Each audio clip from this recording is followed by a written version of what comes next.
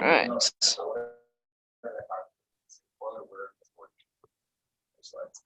Clue.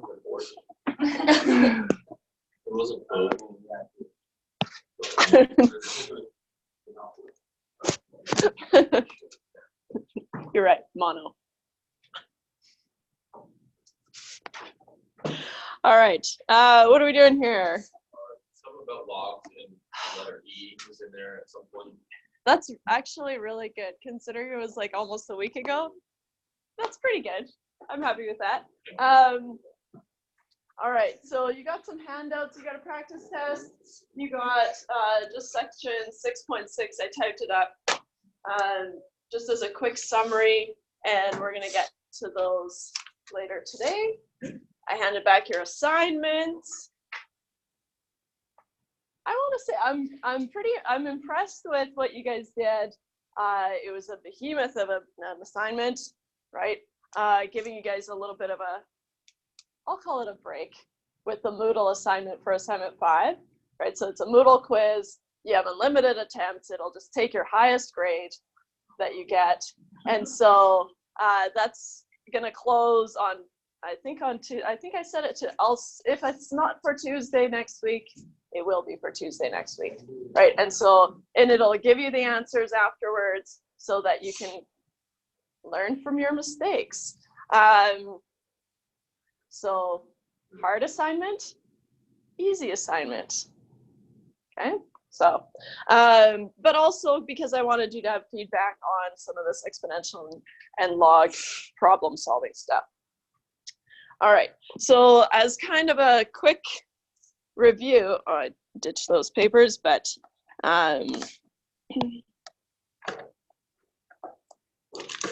we ended last day and we were just solving problems where the x was in the exponent.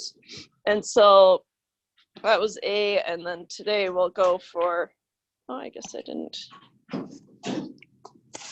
No worries. So example continued. And we're just asked to solve, and then this is part B of it. Might be a nice warm up for figuring out what we're doing. So we've got 75 is 100 over 1 plus 3e to the negative 2t. Or you should, can you prove this a new problem? Yeah, this is part B. Yeah. So we did part A and then part B, but this is a fresh problem. Yeah. And so for this problem, I'll just make a little note here. We're going to solve for t, right? That's the only variable in there. E is a number, right? So don't use that as a variable. But t is the variable that we want to solve for. And what we want to do, right, when we're tackling these problems is, okay, so now last week we learned that if we want to bring something down from the exponent, right, the easiest way to do that is to just take the log of everything in there, and then that'll bring it down by the log laws. Log laws. Right, so the log laws say that if you have something in the power and you wrap the log around it, then that power can be brought down in front and it's equivalent, right? And that's how we're going to bring those down. But first, we have to isolate e to the negative 2t, right? So e to the negative 2t has to be on its own before we wrap the log around it, right? So we can't have the log of everything else in there because it just won't work out. Okay? And so our first step is to isolate the exponential function .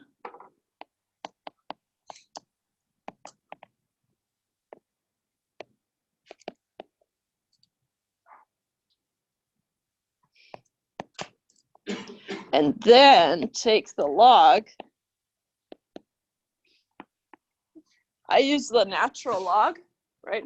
which just turns into this ln scribble. Oh, which turned into a witch's hat. It's like it knows it's Halloween. I don't even know what shape that is.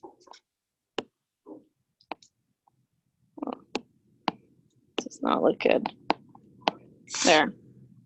And then take the log of both sides.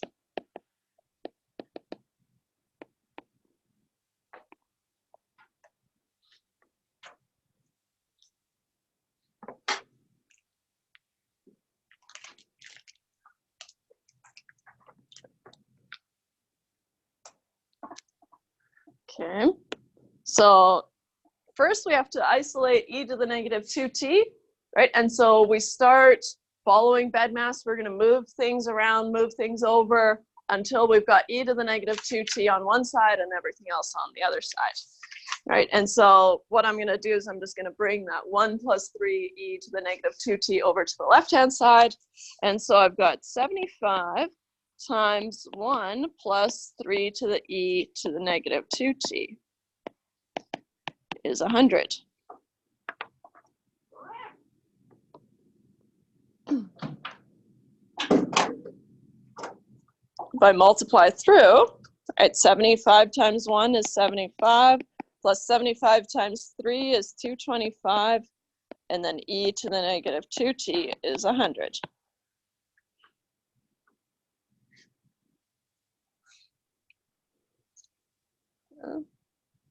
Now it's kind of smooth sailing, right? We have to subtract 75 from both sides. And so we've got 225 e to the negative 2t is 100 minus 75, which I'll just jump right to 25. And then to get e to the negative 2t on its own, right, we have to divide both sides by 225, right? And so we get e to the negative 2t is 25 divided by 225.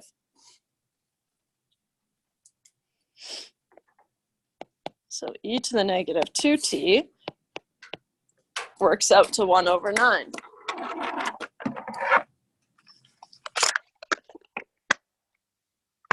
Okay.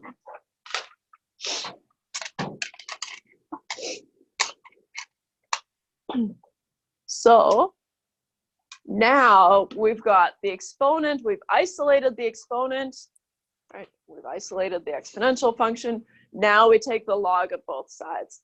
And because we're working in base e, right, I'm going to take the natural log. And so I've got the log of e to the negative 2t is the log of 1 over 9.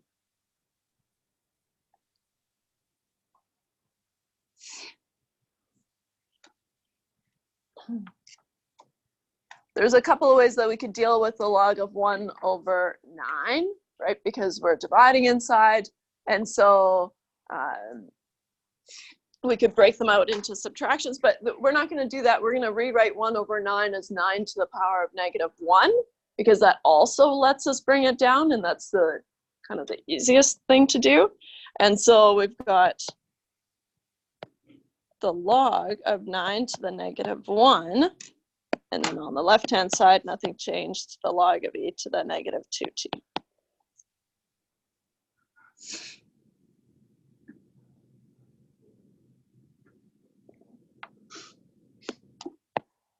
Another way that you could, so like I mentioned, what you could do is,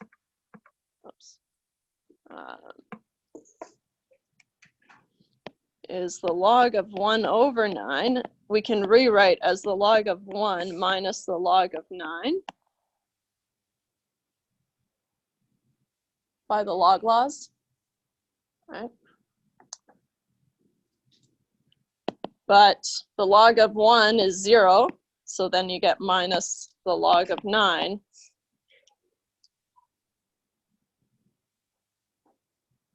Right, I'll just say or, if you prefer. So I'm just going to take the log of 9 to the negative 1, and you'll see that we get to the same thing, negative log of 9. Right, so now I've got the log I can bring that exponent down in front. That's the beauty of the log. So we've got negative 2t times the log of e is negative 1 times the log of 9.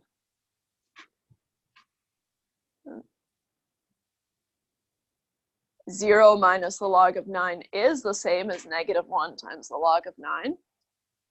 All right, so it doesn't matter which root you take. Yeah, the same answer. You can do the log of e on your calculator. Log of, and then it's the alpha, and then e is over the, it's in red over the times 10 to the x button. But what you'll find is that it's just 1. So now we have negative 2t times 1 is negative the log of 9.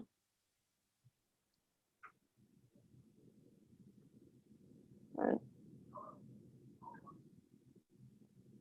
Now t is just like any other variable that we're used to dealing with, right? And so we can divide both sides by negative 2, so we get t is the negative log of 9 divided by negative 2. You can take, well, those negatives are going to cancel, right? So I'm not going to bother on my calculator.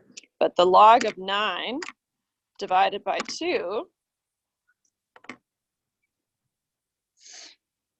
is not a nice number, so we can keep it as it is.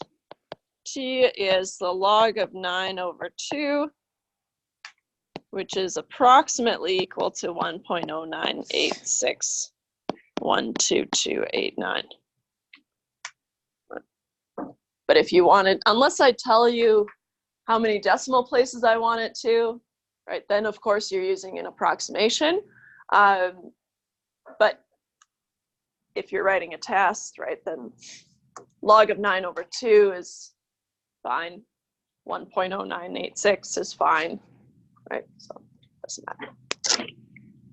Exact answers are better. So the log of 9 over 2 is the exact answer.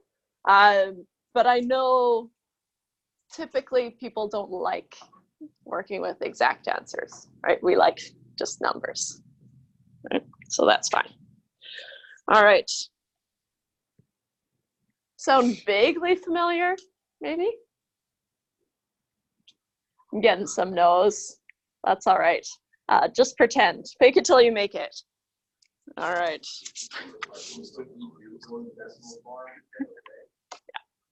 Yeah. In fact, I think what I'll do for the test is I'll just say to 2 decimal places or to 4 decimal places or something like that. Right? But I won't, even though I want you to follow instructions, I typically don't deduct marks. Even if I ask you for 3 decimal places, for example, I typically don't deduct marks if you get to this point and you leave it. But you should follow instructions. Pet peeve of mine. All right. But I know it's tough. Okay, so I had this this fun problem where we found the inverse of an exponential function, but as you can tell from the little printout, we've got a lot of models that we're going to talk through, and they're actually like real world stuff. So I'm going to parking lot this example, and we'll talk about 6.5, which is doing the same thing that we just did with exponents, but with logs. And so we've got, I guess I'll start a fresh page.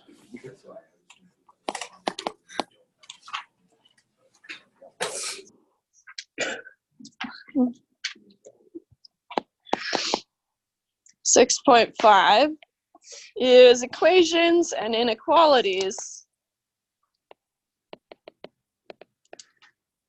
involving logarithmic functions.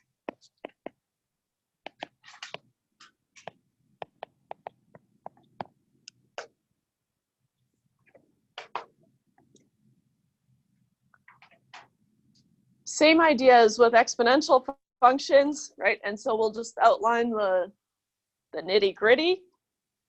So to solve an equation involving log functions, bless you, to solve an equation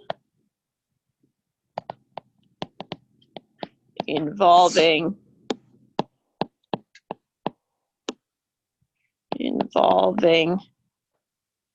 logarithmic functions,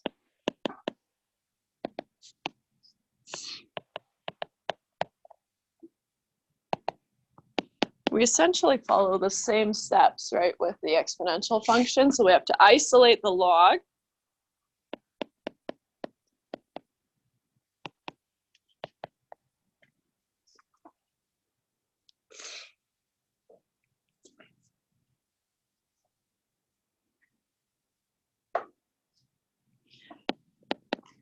Once we've isolated the log, there's going to be two options. Pretty rarely we'll be able to say, oh, well, we have the same base log here and here, so I can just equate the insides. But part A, if convenient, this will be very rare, but that's all right. If convenient, express both sides as logs of the same base. Express both sides as logs with the same base.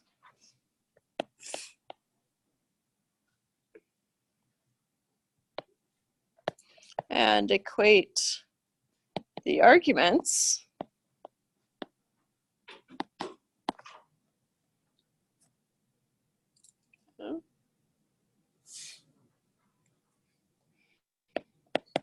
or this one's kind of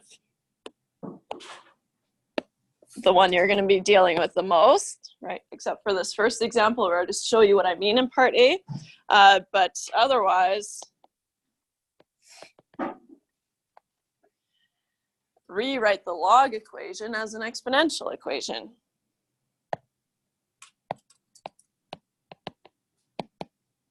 Rewrite the log equation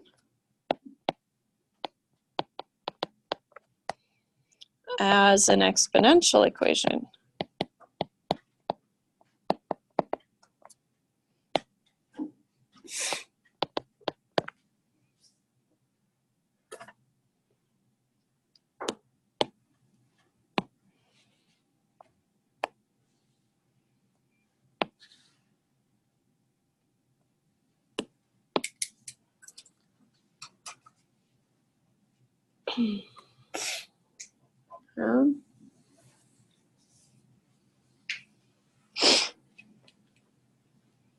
So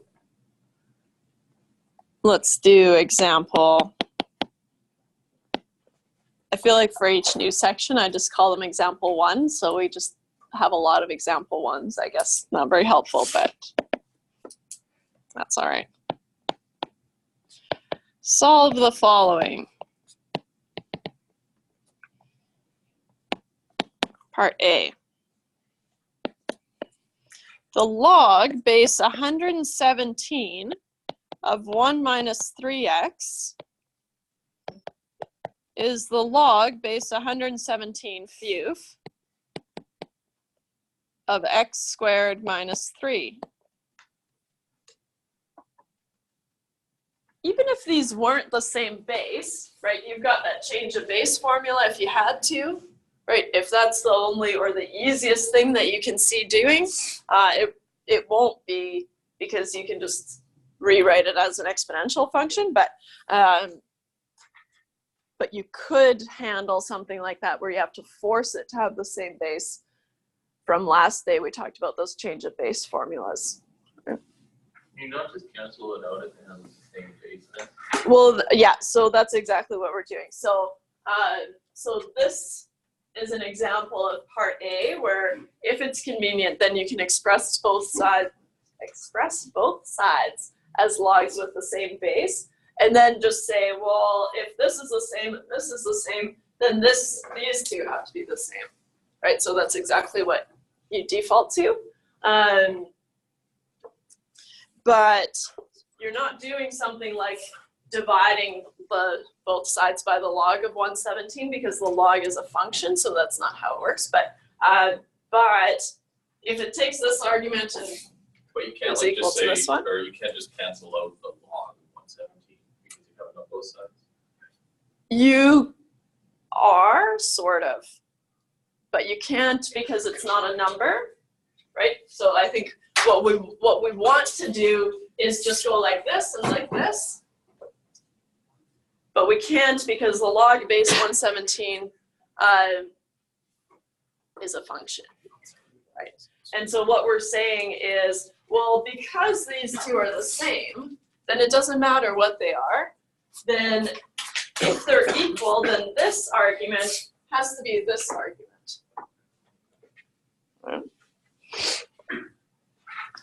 So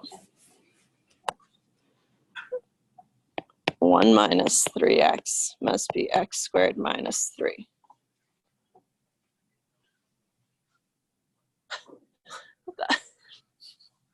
I didn't do anything. Oh. Hey, Megan. All right. So we're not canceling. Oh, you know what? Maybe. Oh.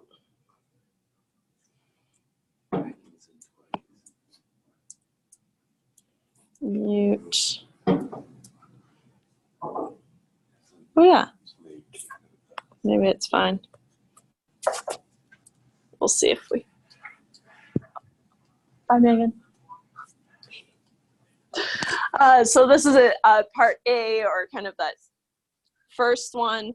And so now that we've said, okay, well,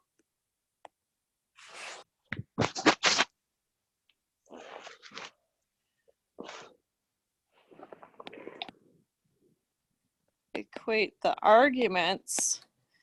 Arguments are whatever you stuff into a function, right? Oh. And I'm gonna,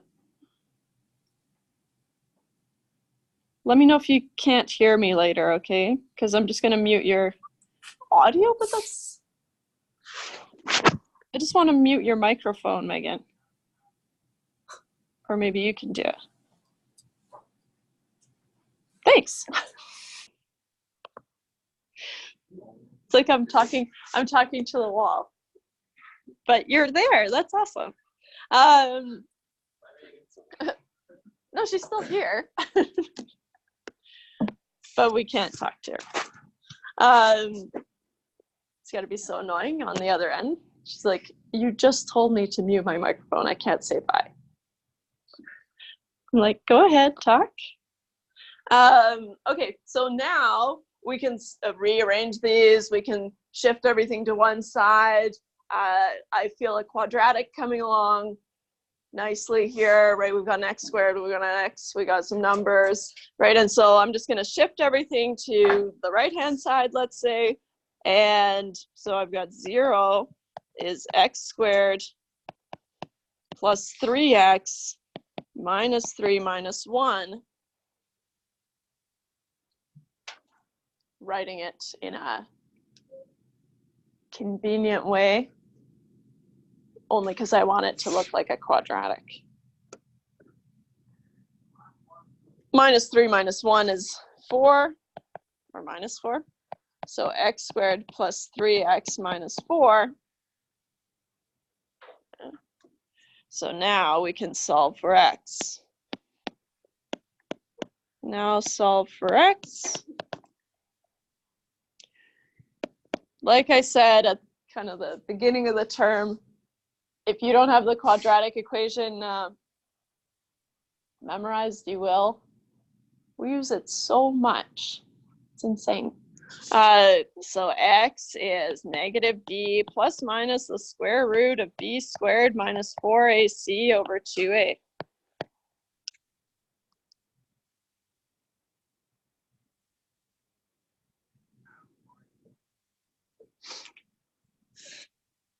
There are definitely times where we could probably just as easily factor, but one, I hate factoring. Two, that's it. I just hate it. So, and it's not always easy, right? Whereas as soon as I see something like this, x squared, whatever, I'm just going to use the quadratic equation, right? Just stuff it in, do the work, see what it gets me. So I've got negative and then 3 plus minus the square root of 3 squared minus 4 times a, which is 1, times c, which is negative 4, over 2 times a, which is 1. So I get negative 3 plus minus the square root of 25 over 2. So we've got, kind of skipping through, right, negative 3 minus 5 divided by 2 is negative 4. And negative 3 plus 5 divided by 2 is 1.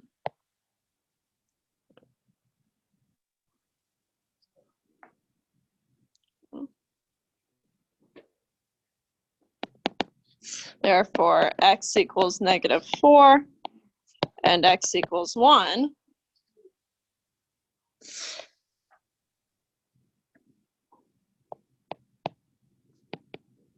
Solve the equation,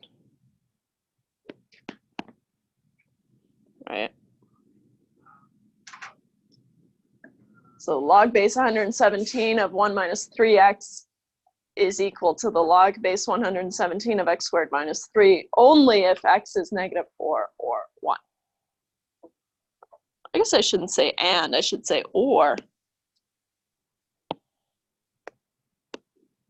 Can only stuff one in at a time. Semantics. Any questions about that one? No? So like I said, usually we're not going to have logs of the same base, and we're probably not going to put in the work to put them into the same base, right? And so more likely we're going to go for the one I highlighted here, right? We're going to rewrite the log as an exponential equation, right? And that's going to cancel the logs. So 2 minus, or undo, I guess. 2 minus the log of t minus 3 is 1. We're going to solve for t here. Right. I don't see any other logs. I have the natural log, right? But I don't have anything of the same base, so I can't do that same equation trick, right? Where I take the argument of both and equate them. But that's all right. So what I'm going to do is I'm going to isolate the log here, right? And so I'm going to bring that 2 over to the right-hand side. Or just cheat a little bit and say I don't want to have to deal with negatives, right? So I'm going to move the log t minus 3 over to the right-hand side and the 1 over to the left-hand side. Just a little, you'll get the same answer even if you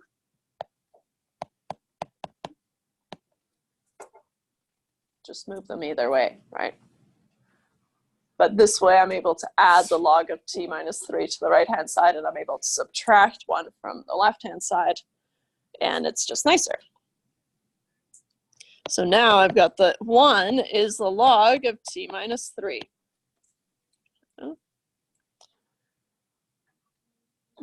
Here, I've isolated the log, right? So that's step 1 of solving any one of these, right? So I've isolated the log, and now I'm going to take this log function and rewrite it as an exponential function. What does that mean? It means just taking the base of the log, in this case base e, and using that as my power, or my base for my power. So I've got e to the power of 1 is e to the log of t minus 3.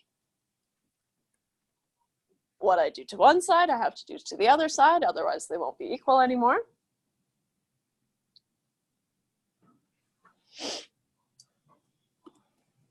E to the power of 1 is just e, right? Anything to the power of 1 is just the base. So we've got e is, and then e to the power of a log, of a natural log, is just going to be whatever's inside the brackets, right? Whatever the argument is, right? So those functions, they're inverse functions, right? So one undoes the other. Okay? So we've got t minus 3. Solving for t, right? And I do my kind of revolving door. I like to have t once I get close to the end on the left-hand side. So t is going to be e plus 3.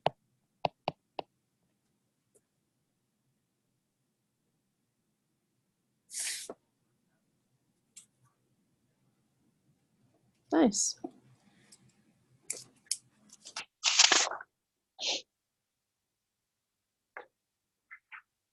Any questions about that one?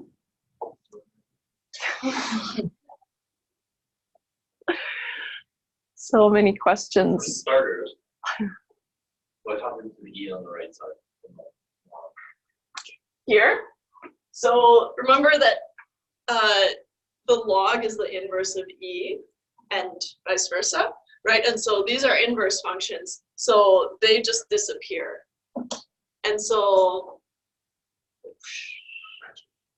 I can get behind that.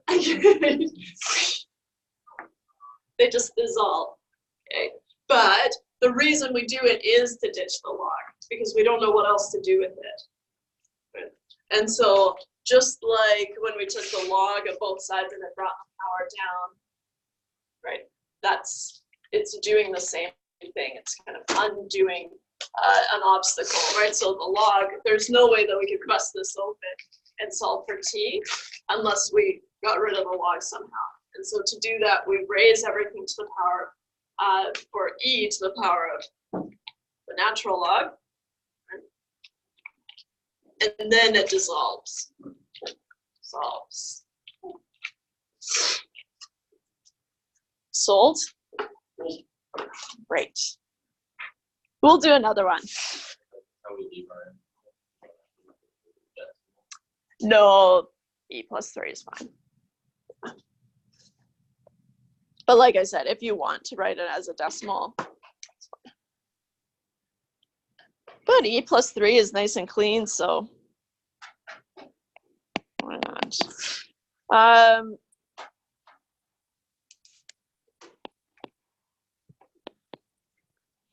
I guess I could just use this as part C. I had them as separate examples, but I think I wrote them on separate days, so that's probably why. If we have to solve 2.3 is less than the negative log of x, oops.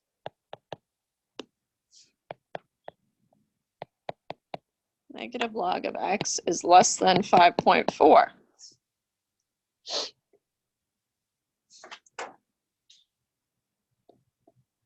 Okay. So now we've got this inequality, right? And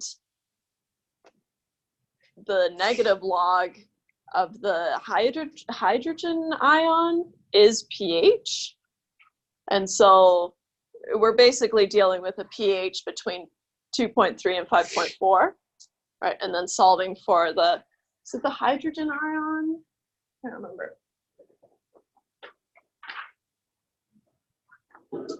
Yeah, the hydrogen ion concentration. But we've just used X for here because it's all the same, right?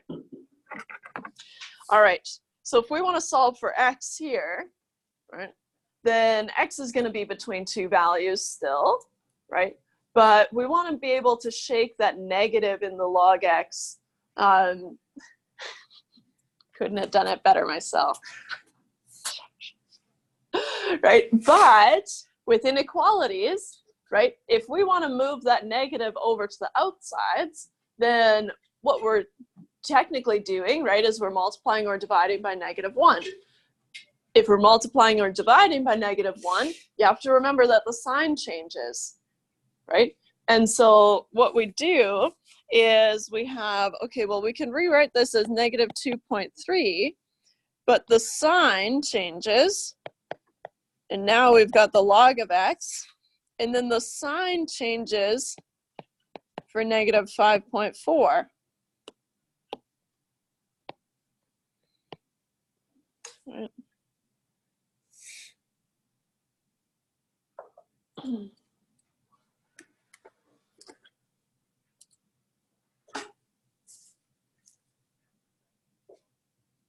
Makes sense, right? Because negative 5.4 is less than negative 2.3. Right?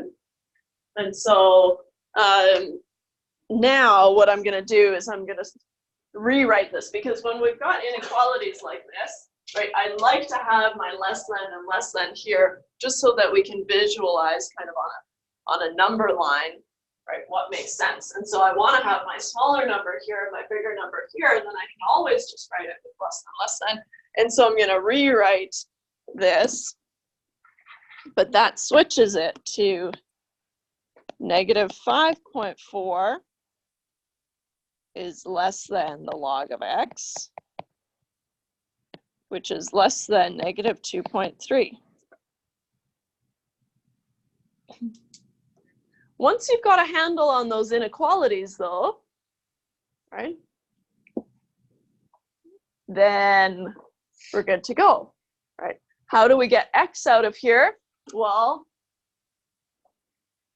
this is log base 10, right? If we don't write the base and we've got a log, then it's log base 10. So what we're going to do is we're going to raise everything to the power, or 10 to the power of this guy here is going to give us x, but we also have 10 to the negative 5.4 and 10 to the negative 2.3, right? So whatever we're doing on the inside, we have to do on the outside as well.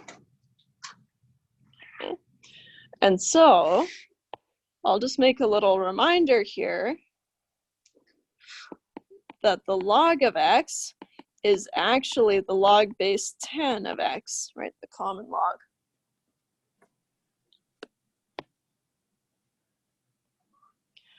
And so what we do is we raise, or we have 10 to the power of negative 5.4 is less than 10 to the log base 10 of x.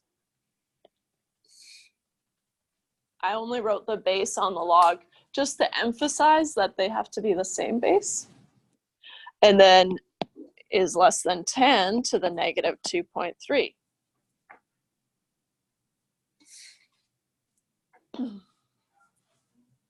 So just like before, when you had e, so e to the power of the natural log, which is log base e, right? These are going to vanish, right? And just leave you with x, right? These don't go anywhere. These are numbers, right? But the 10 to the power of log base 10 of x just becomes x.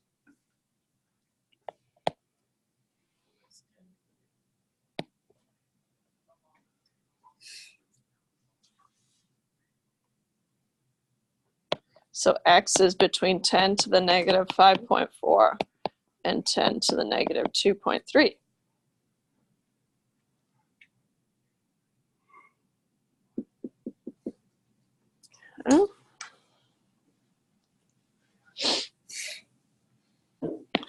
Or Reason you chose to do multiply all by 10.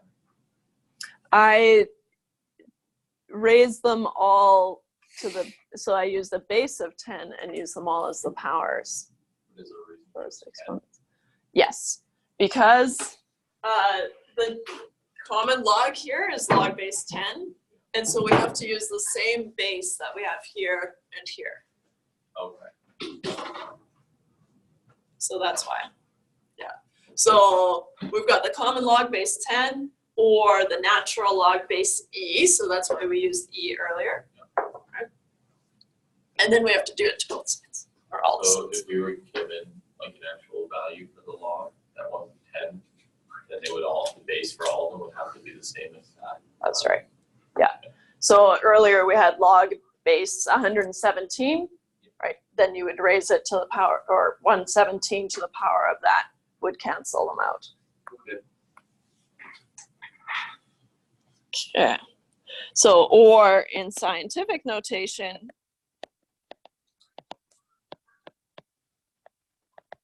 right, because 10 to the negative 5.4 isn't that helpful, right? We want to kind of be able to communicate these. And so, and also your calculator just gives you the scientific notation. So if you do 10 to the power of negative 5.4, oh, I did 5.1, whoops. 10 to the power of negative 5.4, it just defaults to scientific notation, so why not use that, right? And so we've got 3.981 times 10 to the negative 6 is less than x, which is less than 10 to the power of negative 2.3, which is 5.0119. I'll throw on another one so I have even decimal places on both sides, times 10 to the negative 3. Right, but that's just from your calculator.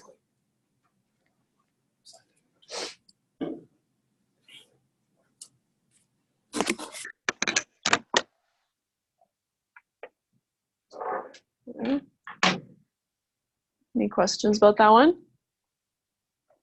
So there is one just like this on the practice test, and therefore on the test.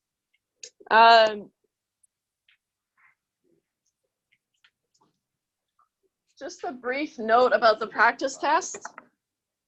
I didn't have a chance to run through it last night, and so it might be a little long, and if it is, then I'll just, you've got practice for all the types, and I'll just pick some for the test, right? So either way, you've got practice for all the different types that I want to be able to choose from, and then we'll see if I make it a little bit shorter. We expect typos in every second. Oh, and the practice test? Okay, it was only 3 questions. And it was only on version 2. Because programming's hard. No, it was a copy paste error. I'll own that. And yeah, you could probably expect that. You should always expect that. All right, then I had another one where we find the inverse of a log function, but I will leave that because we've got bigger fish to fry. All right, so section 6.6 is where we actually get into the applications. So applications, we did all that work to be able to work with these very common models. So exponentials, or applications of exponential, sorry, typos, and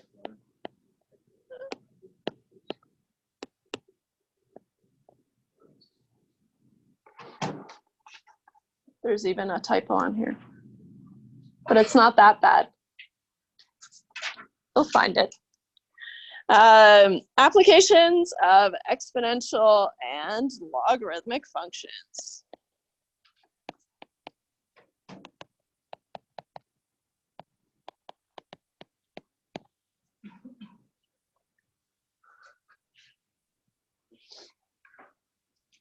Okay.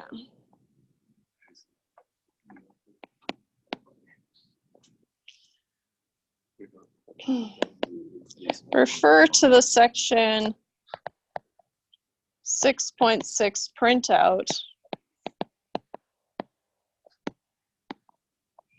for a summary of some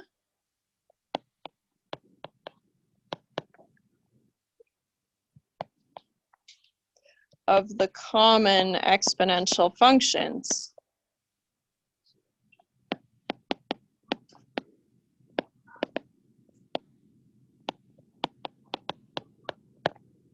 I do want to emphasize that I've picked kind of our most common go-to different types of functions, and these functions or models can be used to model a lot of different things. So it doesn't have to be population growth. It can be interest, or it can be, can be a lot of things. And so we're going to talk about exponential growth. Specifically, if you know the doubling time, then I'll show you how to set up that function. Uninhibited growth is just slightly different, but same idea, right? So there's no limit to how much things can grow. Then there's a slightly different function. Radioactive decay, so whenever you've got some amount and it's decaying, right? And often it depends on how much there is at each time point. So the more you have, the faster it's decaying, and then the less you have, the slower it's decaying. So that's radioactive decay, but it's actually decay for a lot of things, right? And then Newton's law of cooling and warming. Cooling and warming behave the same way, it's just opposite directions, right? And so, and we've already seen that formula earlier, right? But now we're going to talk about, okay, given some information, can I develop this function? Right? And then we've got examples on the back. All right.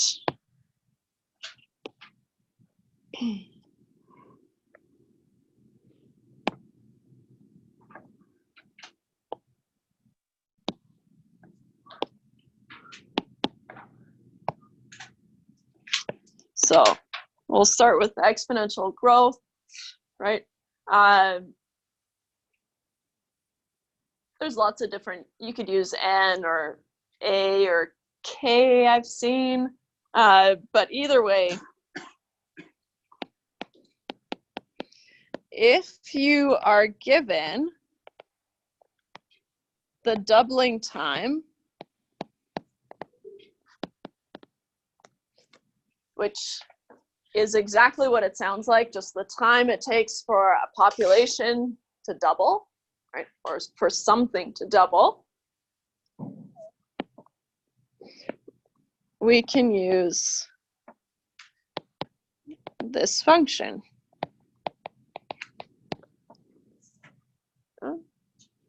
Pretty sure in the Moodle quiz, it says, oh, this population has a doubling time of this long, right? And so what it says is, if the initial size of the population is n naught, okay, so n subscript 0 is n naught, and the doubling time is a, then the size of the population at time t is n of t is n naught times 2 to the power of t over a, where a and t are measured in the same units. Okay.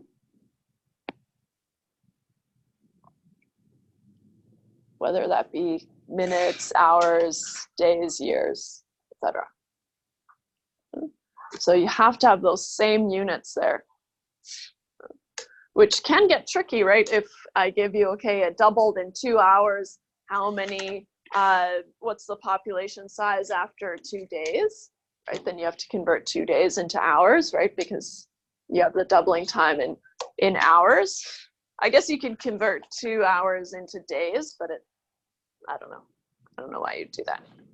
Could, but I don't know why. Okay.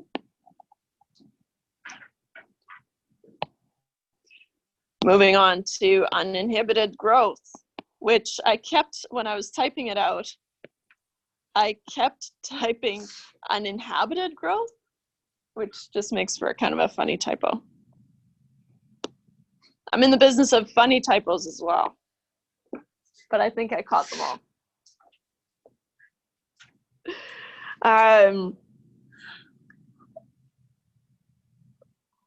One year I usually make it a hat, like if I've got typed up notes and I'm reading them in class, then I usually like to read them with the typo.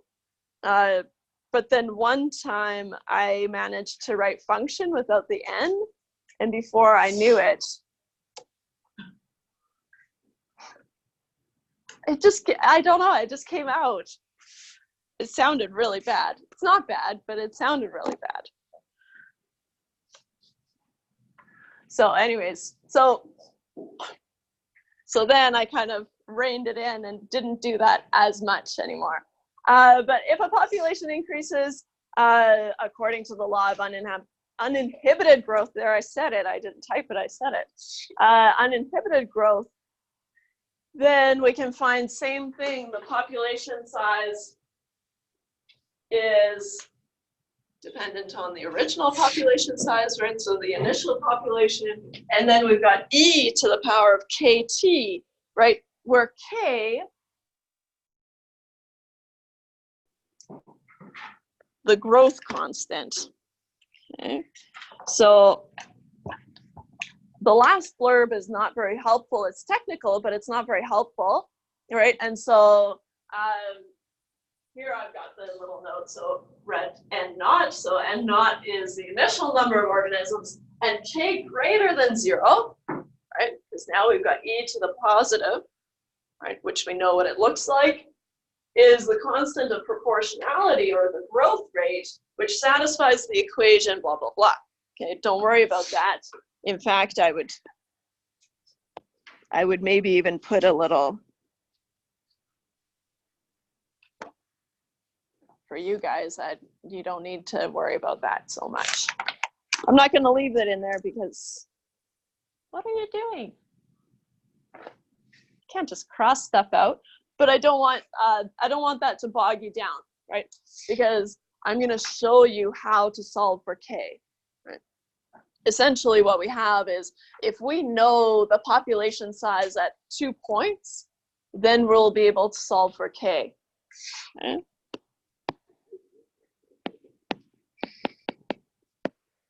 If we know the population size at 2 points in time,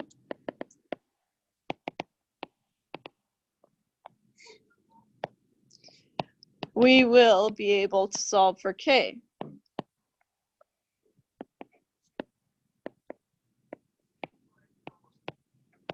In fact, that's usually our first step to developing these functions, is solving for k.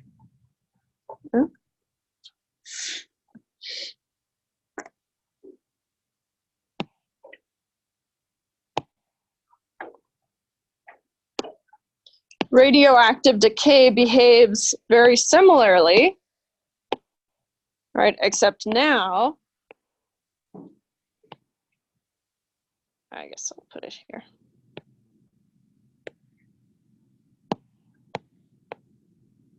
Can I? Nice. I'll just move this up one.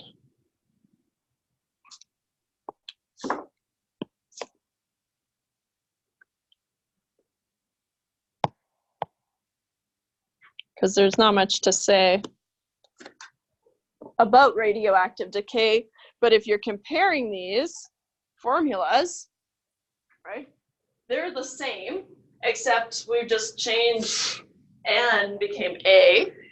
It doesn't matter what you use for that variable, right? So n we used as the number of organisms. Here the amount of radioactive element at time t, so we used a, right? But it doesn't matter. A of t, n of t, so those are the same, so far so good. N naught, a naught, right? The initial amounts in either situation. And then we've got e to the kt and e to the kt. The only difference is that k for all of these decays are going to be negative, right?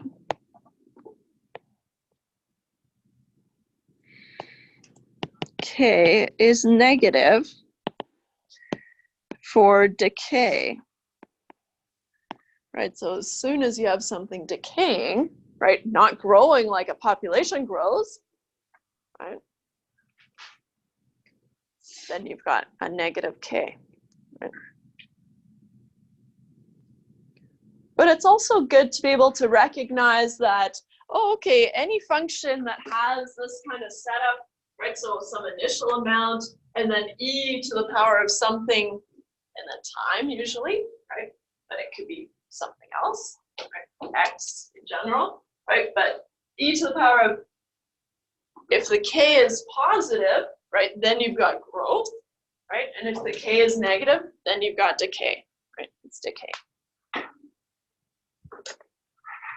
And again, that little blurb at the bottom, I have to put it there because that's the truth, but also you don't have to worry about it. Just keeping track of, if the k is negative, then we've got decay. So this is represented. The e? Yeah. Yeah, so e to the power of whatever, e is just going to be 2.17 whatever. And usually, yeah, you can just do e on your calculator. It's over the times 10 to the x button. But yeah.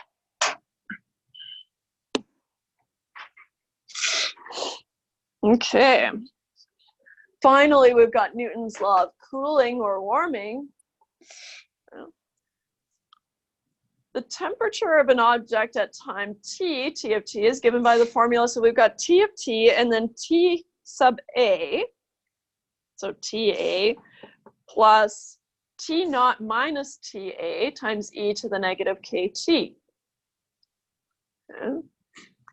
Where T naught, right, is the initial temperature, okay? And then TA is the ambient temperature, which is the temperature of the surroundings, right? So if you, the most common example is you've got a cup of coffee and you put it in a room, then you've got Newton's law of cooling, right? Because it's going to cool to the temperature of the room, right? Or if you've got ice and you put it on the counter, right? It's going to start at some temperature, but then it's going to warm up to the temperature of the room, right? So either way, it behaves the same way. In fact, it's got the same function because it just depends on the relationship between the temperature, the initial temperature of the object and the ambient temperature or the temperature of the surroundings. And then we've got that e to the negative kt in this case, right? K is going to be positive, but we've got e to the negative kt just to make up for that, right? But as long as you know how to set up the equation, then you're fine. And again, you can kind of ignore that last blurb, right? Because I will show you how to solve for k. K. K, K, K, K, K, K, K.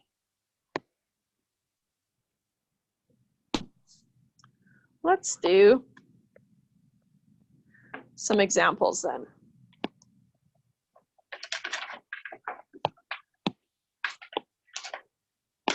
Any questions before we do?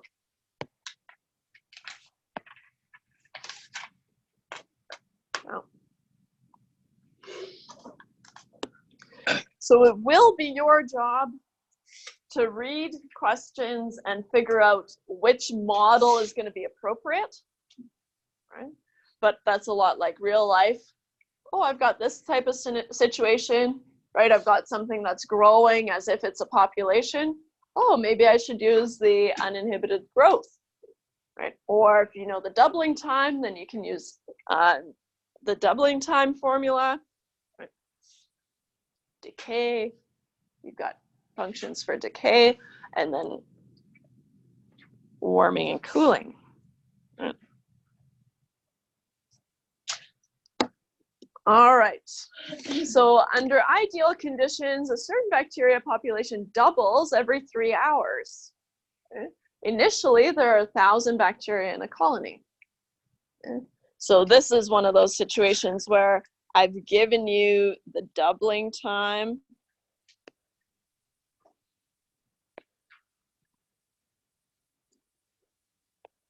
So the doubling time, I'll actually write it underneath because we have to write more.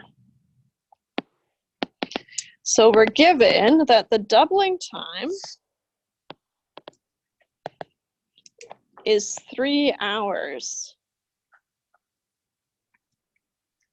because I have the doubling time in hours, whatever other time values I'm given, I'm going to want to convert them to hours, right? Just to make them match my doubling time so I don't have to make adjustments there. Yeah. And the doubling time, if you refer to your printout, right? The doubling time is A, right, in your formula. We're also given that initially there were 1,000 bacteria in the colony. And so initial is 1,000 bacteria, which is going to be your N naught, right? The initial number of bacteria. They used N for number, it doesn't matter. Some textbooks use P for population, P naught, P of T, doesn't matter. And that's all we're given. So part A, find a model for the bacteria population after T hours. Yeah.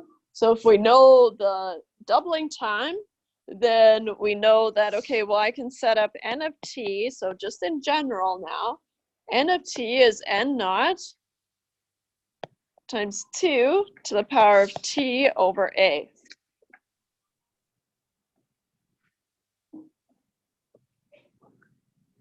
That's really all I need, right? Because I know N naught is 1,000, and I know A is 3, and I just want it as a function of T hours, right? So N of T is going to be 1,000 times 2 to the T divided by 3.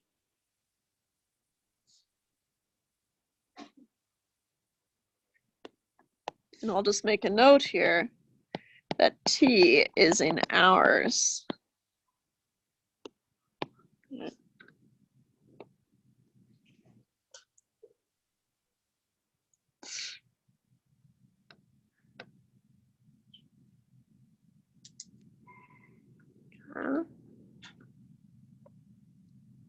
And I guess it's 2 times, or 10,000, or 1,000 times 2 to the, I want to use brackets or something. But for part B,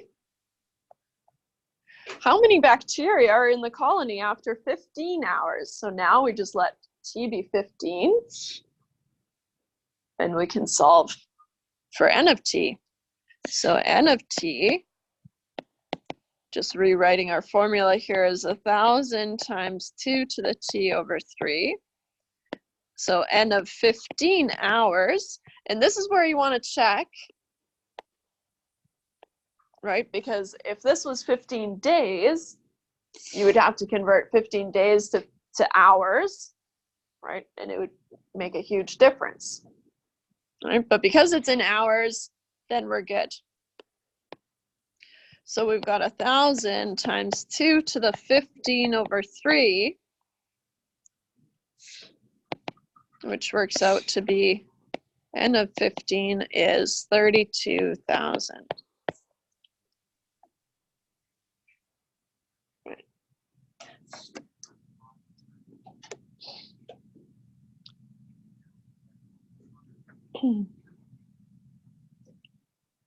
Oh.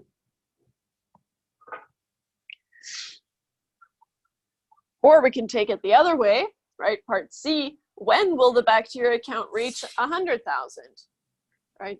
So now we're forcing N of T to be 100,000 and solving for T, right? And so we're gonna let N of T be 100,000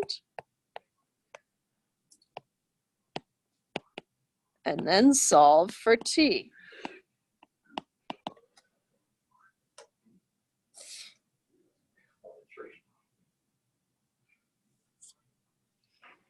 So now I'm just going to rewrite my formula here. N of T is 1,000 times 2 to the power of T over 3.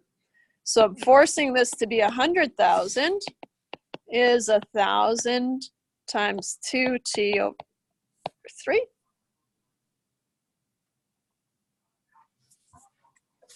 Remember what we did to solve?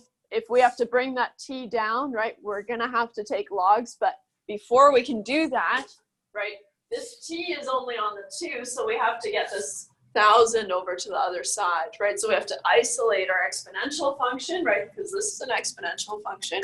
So we have to isolate our exponential function before we can take the log.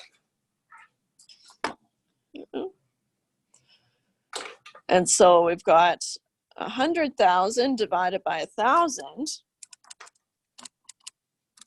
Oh, I don't know why I did that. Just 100.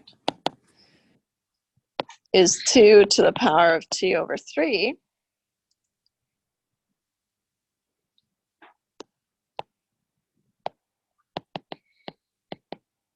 I'll just make a note here. Isolate the exponential.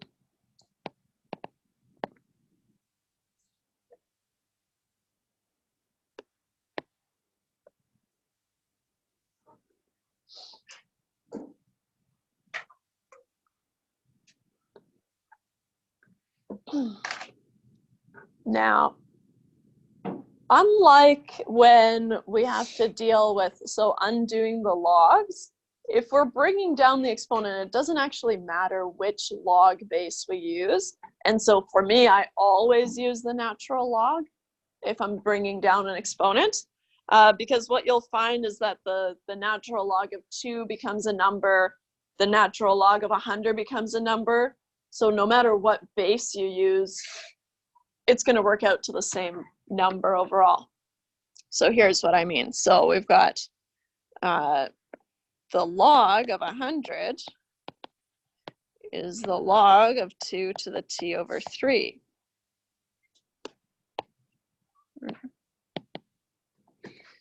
Take log of both sides.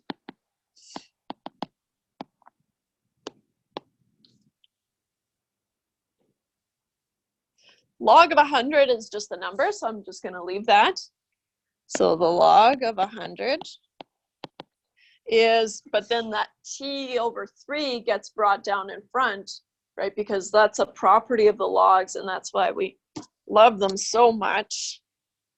Because now we can rewrite this as t over 3 times the log of 2.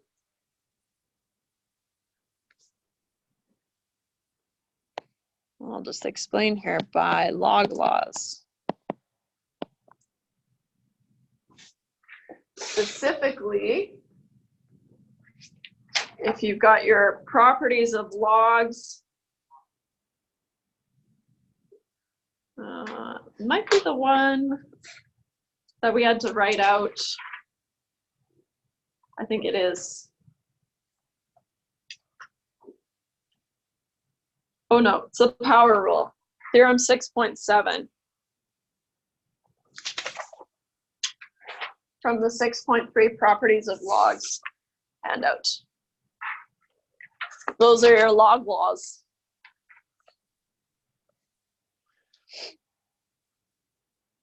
Okay. Because I know it's kind of new and we're just starting, so. But now I can solve for t just as I would with anything, right? Treating the log of 2 and the log of 100 just as numbers. And so I've got, I'm going to just slowly bring everything over to the one side, solving for t. So I've got 3 times the log of 100 is t times the log of 2. And then doing my kind of revolving door, right? I get t is 3 times the log of 100 divided by the log of 2.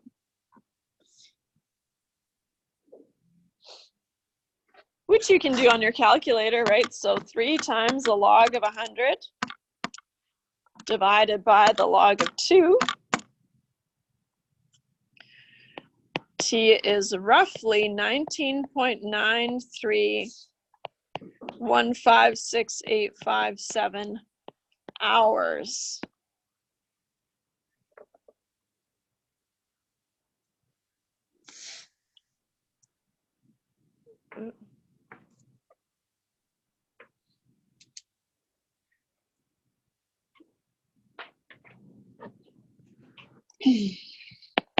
Therefore,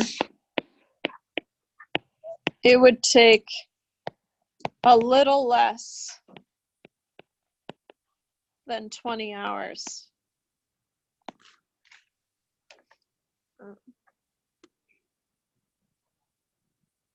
$19.93, a little less than 20. I'm not going to bother dealing with 0.93 of an hour. Right. We can convert that to minutes, but nah. Any questions about that one?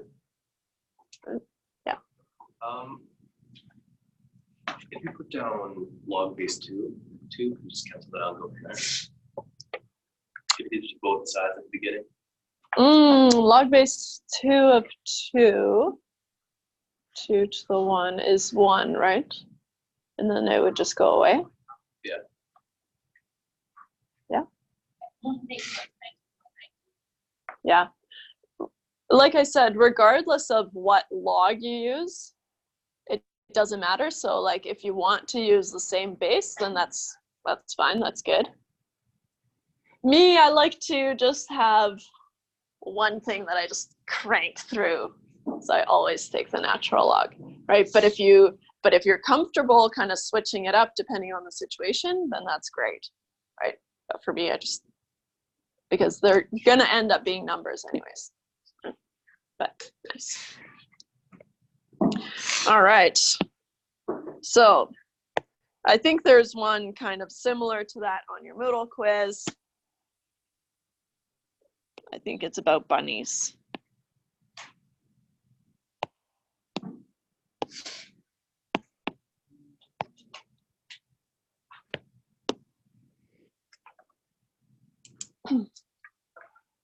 So many words. In order to perform arthrosclerosis research, I hope I don't have to say that again, epithelial cells are harvested from discarded umbilical tissues and grown in the laboratory. In the laboratory. I did see that, but I copied it, so, and that's what it said, the laboratory.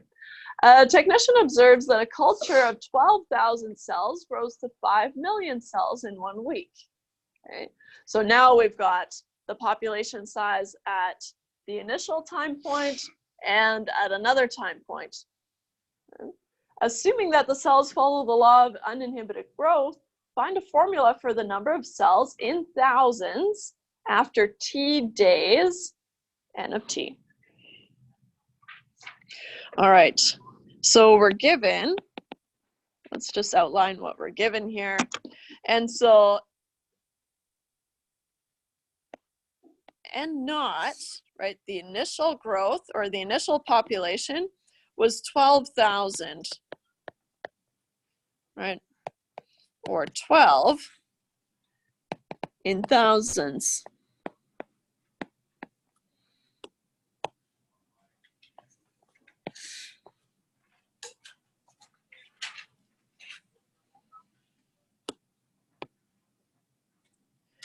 We're also told that, okay, 1 week later, we've got 5 million cells. Right? And so remember that T is in days, right? So we're told to use T in days. And so after 1 week, in 1 week, so T must be 7 days. So this is what I mean. You kind of have to keep your wits about you dealing with the time. You always, if I tell you that T is in days, then you have to convert everything else to days. But now what we can say is that N at 7, so N of 7,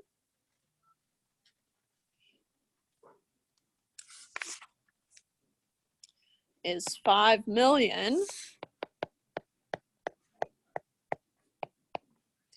or 5,000 in thousands.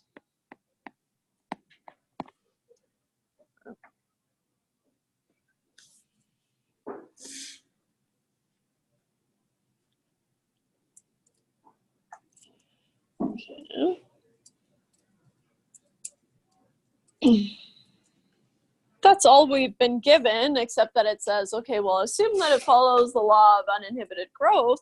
So then we know that n of t is n naught times e to the kt.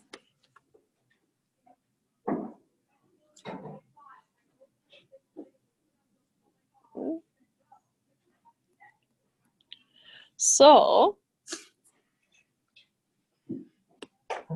I'll make a note here that given two time points or two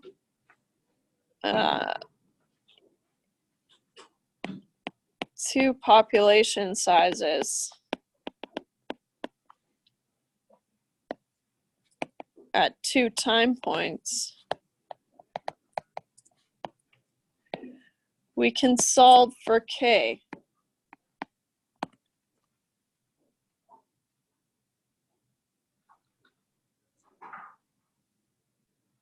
Right, so that's what we need in order to be able to solve for k. Otherwise, we know n of 7 and we know n naught, and then we've got e to the power of kt, so we can't just leave k unknown. So usually the first step is to solve for k, and then we have our function.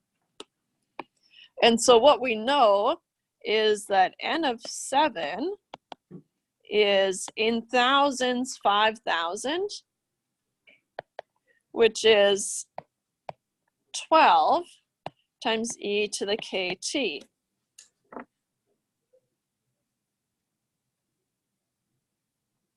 Right, so we're just using everything that we know, right? Oh, sorry, and t is 7, so we even know t.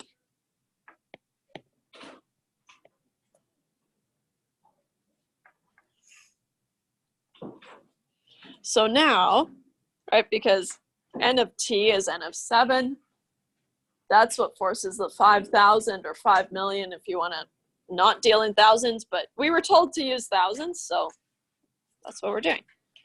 So now we can say, okay, well, 5,000 is 12 e to the 7k, only because I don't want to, I don't know, I don't like looking at the coefficient on the other side, so I bring the 7 out front. But we can solve this, right? We know if we want to bring something down from the exponent, then we have to take the log of both sides, but before we do that, we have to isolate the exponent, right? And so we've got 5,000 divided by 12 is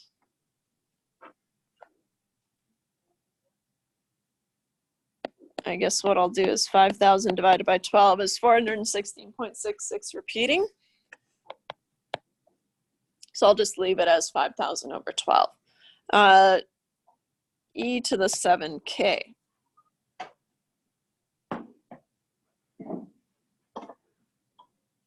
Right, so I'm isolating the exponent, and then I'm going to take the log, and in this case, yeah, I am going to use the natural log, mostly because that's my default, but also because it cancels out nicely with the e.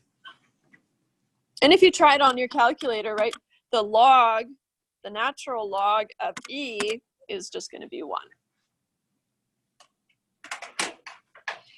So if we take the log of 5,000 over 12, it becomes, and now I'm going to write this as 7k times the log of e, right? We're picking up the pace a little bit here because I didn't write the log of e to the 7k. I just brought the 7k down in front right away. Can't you just subtract the 5,000 from 12? Yeah, Difference, and then but you would have to find, so you could break it up and write the log of 5,000 over 12 as the log of 5,000 minus the log of 12. But I feel like that's more calculations.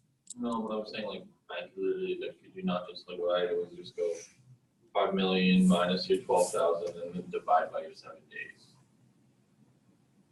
Well, let's see if we find the same answer. How about that? How about that? So, all right.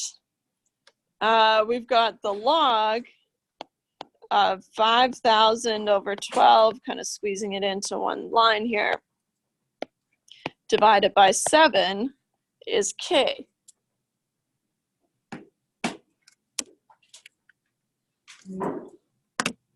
So if we do the log of 5,000 divided by 12, and then divided by 7, I find that k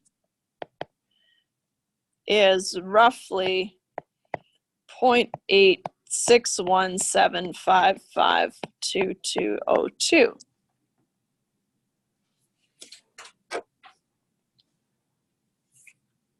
It's nice to have an exact k, but using the log of 5,000 over 12 over 7 as our k in our function, if we have to calculate this 10 times over, it's just not as nice.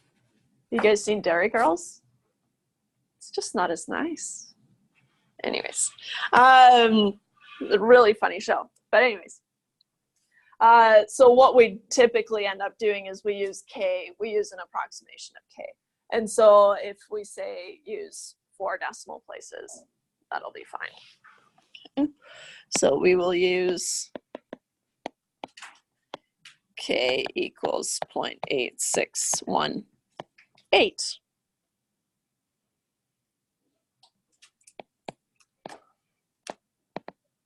Rounding to 2 decimal places.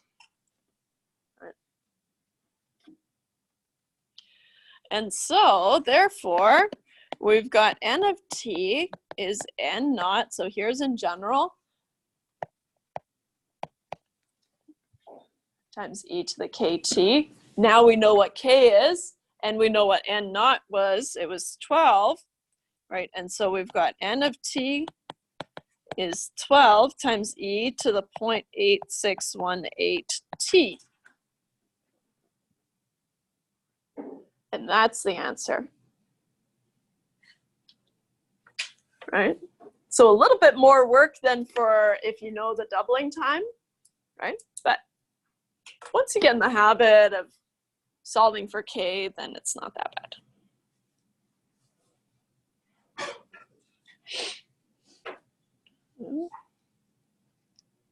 Any questions about that one? Okay.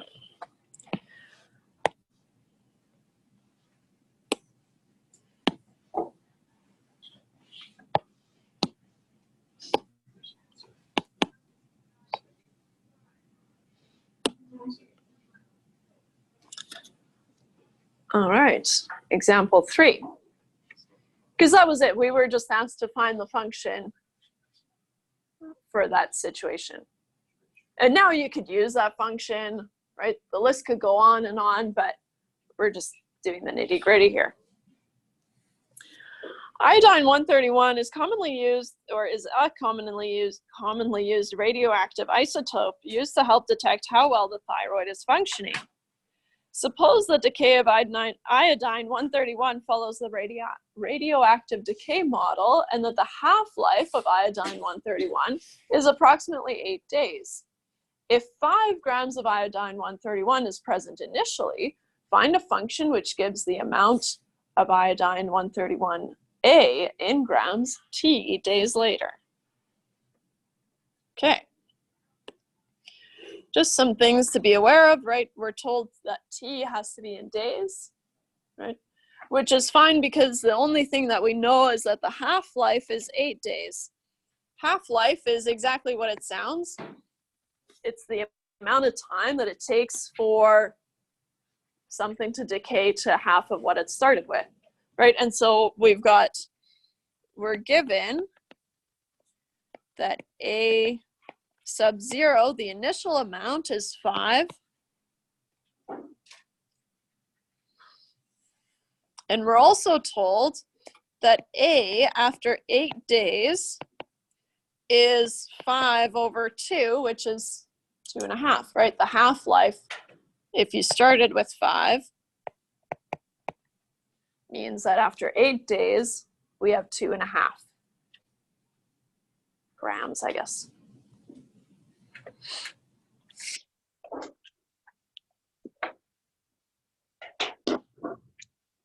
Yeah. This is the exact same scenario that we had just earlier, right, where we had to solve for k. So as long as we're given the amounts at 2 time points, we're able to solve for k. Right? And so we've got a of t is a sub 0 e to the kt. We know because we've got decay, we know that our k should come out as negative, so that should be one of our kind of checkpoints, right? Do we get a negative k? Because that's what we're expecting. But other than that, nothing else changes, right? And so we were told that a of 8 is 2.5, which is a sub 0, which is 5, or a naught is 5, times e to the k, and then t was 8.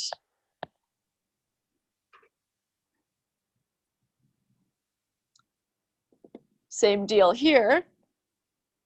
We're going to isolate e, and then take the log of both sides, bring down that k, and solve for k. So we've got 2.5 divided by 5 is e to the 8k. So we've got 0.5 is e to the 8k. Didn't turn out nice. Take the log of both sides, the log of 0.5. Oh, you know what?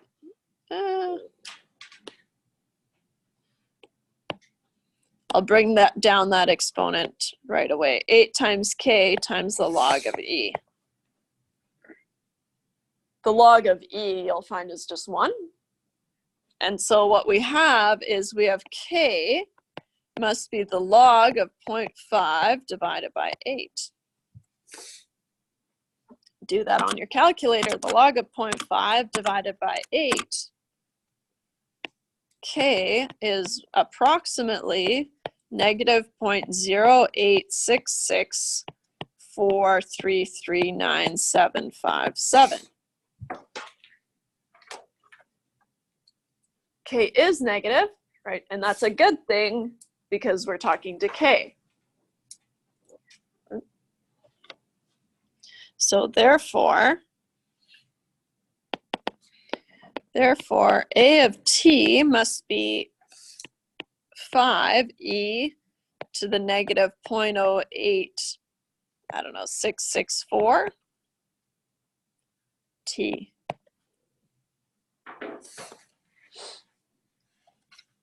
And I'll tell you on the test, I'll tell you how many to round to.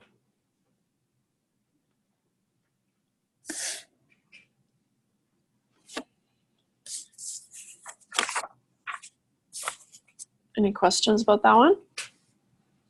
Okay. So very similar to the population growth model, right? In fact, same approach that you do. You're given 2 time points, you have to solve for k, and then you've got your function. And then you can use your function, right?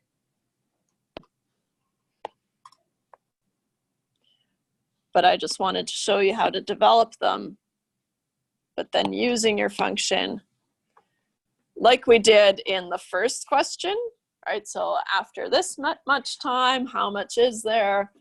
If we want to reach this point, how long will that take, right? Those are some typical questions that we ask.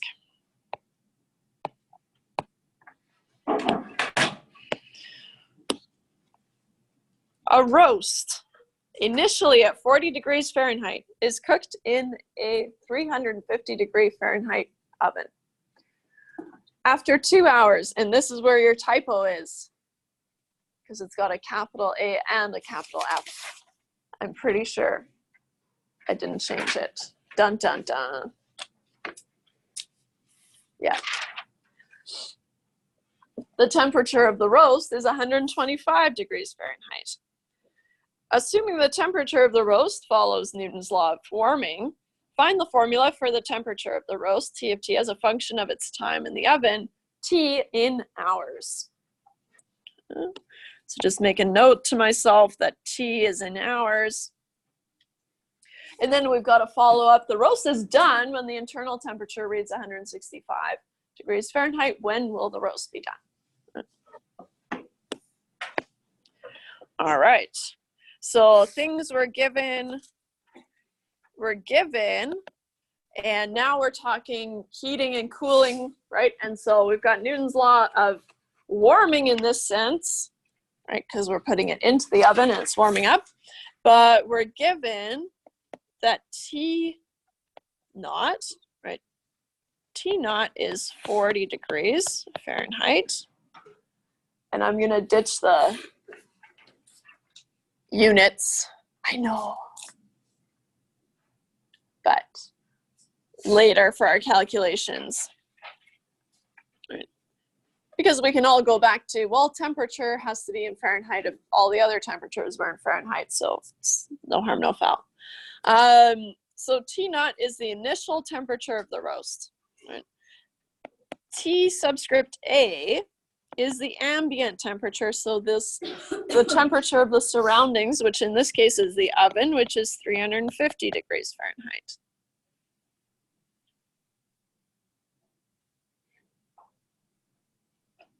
Remembering that T is in hours, we're told that after 2 hours, so it's good because they're in the same units, right? But that could be a potential roadblock, right? Where you have to convert it to whatever time the T is in.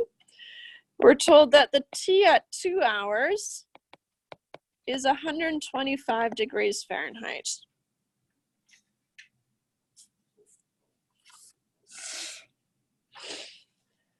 Okay. So again, we know the initial temperature. Here we've got that added, the ambient temperature, right? So the surroundings. And then we've got another time point. And so same idea, we're going to be able to solve for K and then have a function for the temperature. So if we look at T of T is T subscript A plus T naught minus T subscript A times e to the negative KT. In our case, right, we've been told that T of 2 is 125, which is going to be 350 plus 40 minus 350 times e to the negative K, and then T is 2. Same idea, just a little bit bigger. We're going to have to solve for K. So now we still have to isolate e to the negative K2, right? So we've got 125 minus 350, oops, 50, is negative 225, which is 40 minus 350, negative 310 times e to the negative 2k. Again, I don't like coefficients on the right-hand side.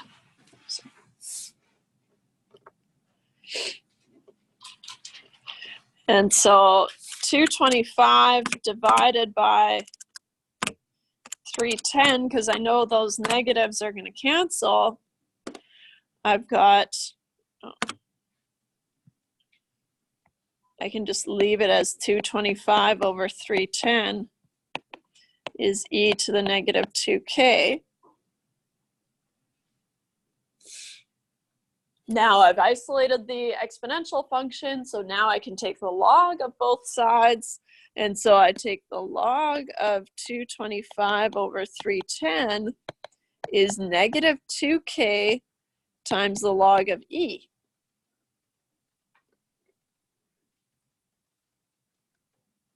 The log of e is 1, so that's going to go away. And so to solve for k, I'm going to take the log of 225 over 310 divided by -2. So take the log of that guy and then divide by -2, and I get a k of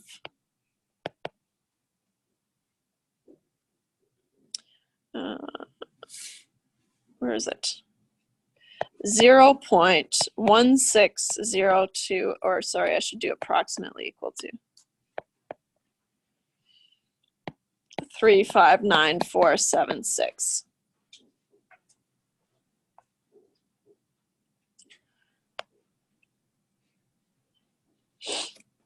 So now we have our k and we can develop our t of t function. So t of t is t subscript a, which was 350, plus 40, I'll do the long version first, 40 minus 350, and then times e to the negative.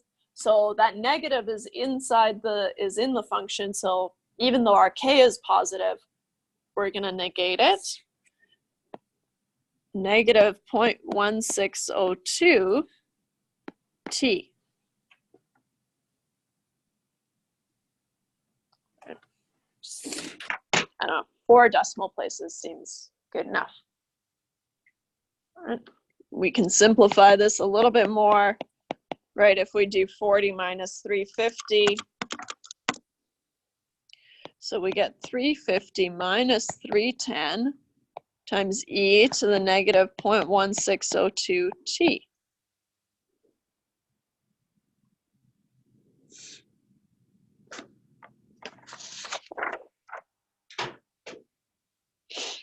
Part B says that the roast is done when the internal temperature reaches 165 degrees Fahrenheit.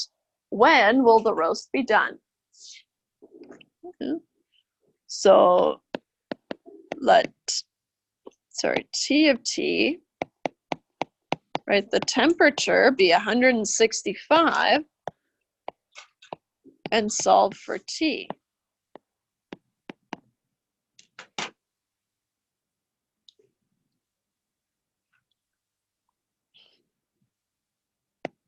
So we've got T of t is 350 minus 310 times e to the negative 0.1602 t. T of t, we're forcing it to be 165 to solve for t. 350 minus 310 e to the negative 0.1602 t.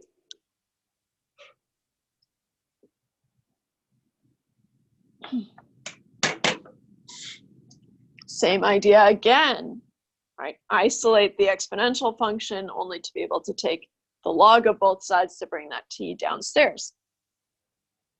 So we get 165 minus 350 is negative 185 is negative 310 e to the negative 0.1602 t. Negative 185 divided by negative 310. The calculator just gives me 37 over 62, so why not? Use that shorter version. Is e to the negative 0.1602 t. Oh, question, sorry. Yeah, sorry, just put that answer below the final. Mm-hmm. That one? You don't actually solve for t, right? No. So if I'm asking for just the function as a function of t in hours, that's it. Okay. Right, for part A.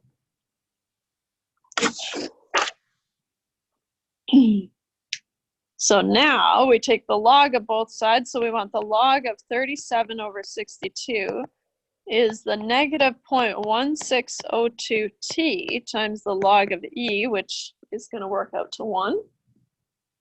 Solving for t, right, doing my kind of switcheroo, I want t on the left-hand side, but that's personal preference.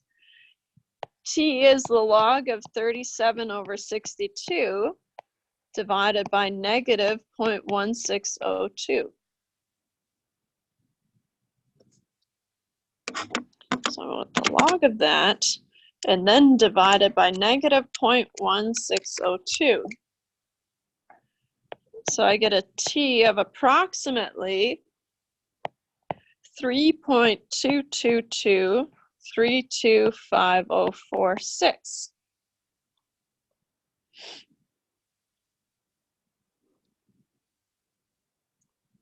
So how long? This is in hours. Right. It'll take roughly 3 hours and 15 minutes, right? Just because we know that 0.25 is a quarter. Log of 37 over 62. That's my crappy handwriting. Hang on. Should be 37.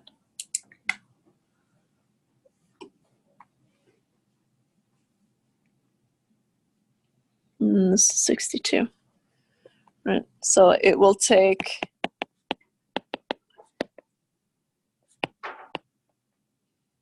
roughly 3 hours and 15 minutes. It's not, still not working. Yeah. Anything wrong? Well, it should be log of, oh, the natural log. You want the ln. Okay. Yeah. And that should do it. Right, 15 minutes. 15 minutes is 0.25 hours, right? 0.222, rounding up approximately. All right, any questions about that one? Last example, we can do it.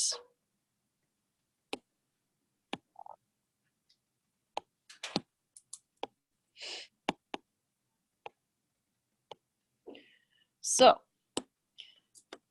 mostly because it's itty bitty. Blood is a buffer solution, so it has the ability to adjust the small changes in acidity to maintain a range of pH values. I didn't know that before, but now I do. When carbon dioxide is absorbed into the bloodstream, it produces carbonic acid and lowers the pH. The body compensates by producing bicarbonate, a weak base, to partially neutralize the acid, all things that do not matter to the question. The equation which models blood pH in this situation is the pH is going to be 6.1 plus the log of 800 over x, where x is the partial pressure of carbon dioxide in arterial blood measured in torr. I don't know what that's short for. Find the partial pressure of carbon dioxide in arterial blood if the pH is 7.4, right? So if pH is 7.4, solve for x. So if pH is 7.4, solve for x. So we've got the pH is 6.1 plus the log of 800 over x, forcing pH to be 7.4.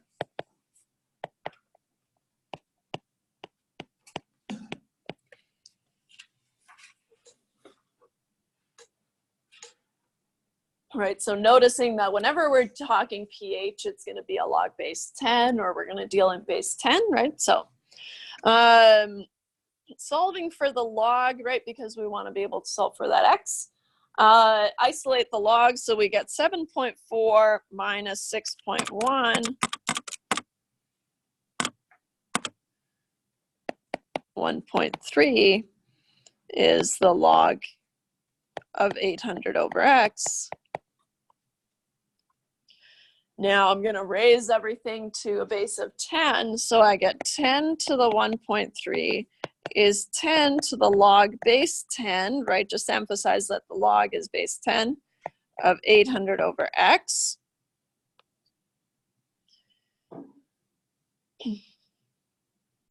Ten to the 1.3, I'm just going to leave it as is going to be 800 divided by x. Solving for x, right? I guess I had to go to another page. I get 10 to the 1.3x is 800. So x must be 800 divided by 10 to the 1.3. 800 divided by 10, 10 to the power of 1.3. Oh. 800 divided by 10 to the power of 1.3. I get x is approximately 40.0949789 torr, whatever those units are. So x is approximately 40.09 torr. Right. Solving for x if it's inside a lock. We did it, guys. You did it. Woohoo. So we're going to do the review next day for test 2, which is on Tuesday, right? And so we'll go through the practice test. Try the practice test on your own is always a good idea. And then you'll know when we go through it what happened. All right. See you guys on Thursday.